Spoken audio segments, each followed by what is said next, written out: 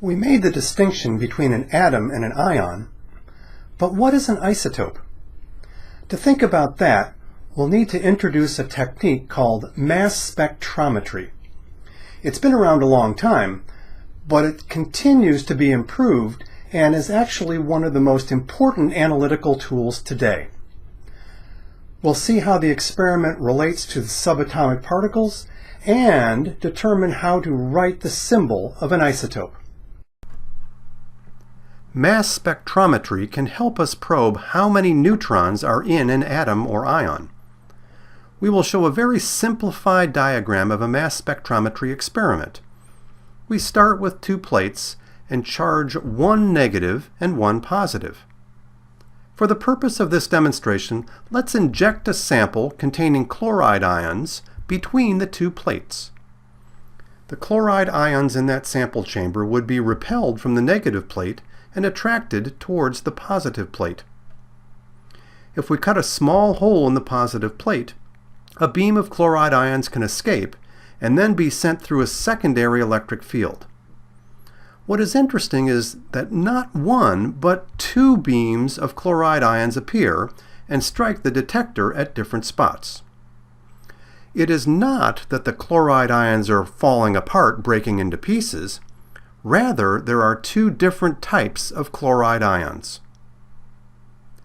The effects we show are very similar to what was seen in Thomson's cathode ray experiment.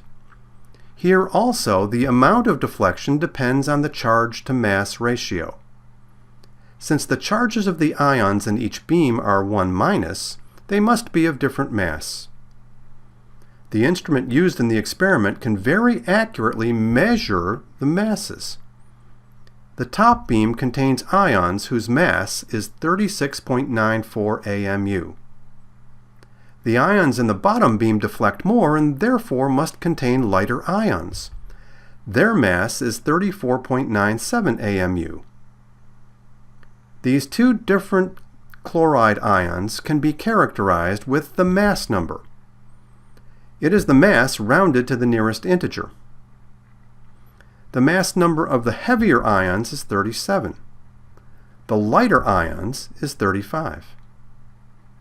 From our discussion of subatomic particles, the mass of an electron is negligible compared to protons and neutrons. So the mass number gives us the sum of the protons and neutrons. Remember that a proton and neutron each have a mass of about 1 AMU. This allows us to determine the number of protons, neutrons, and electrons in these two different chloride ions. From the periodic table, the atomic number of chlorine is 17. We know all chlorine has 17 protons in the nucleus, so there are 17 protons in chlorine 37. Since the number of protons and neutrons together must sum to 37, there must be 20 neutrons. Since the overall charge is 1-, there must be one more electron than proton, giving us 18 electrons. For the ions with mass number 35, there are still 17 protons in the nucleus, since all chlorine has 17 protons in the nucleus. The difference is in the number of neutrons. There are only 18 neutrons, as the sum of 17 and 18 is 35. Since the charge is still 1-, there are still 18 electrons. These two types of chloride ions are called isotopes. Isotopes are the same element with a different mass. We can distinguish between the isotopes when we write the symbols.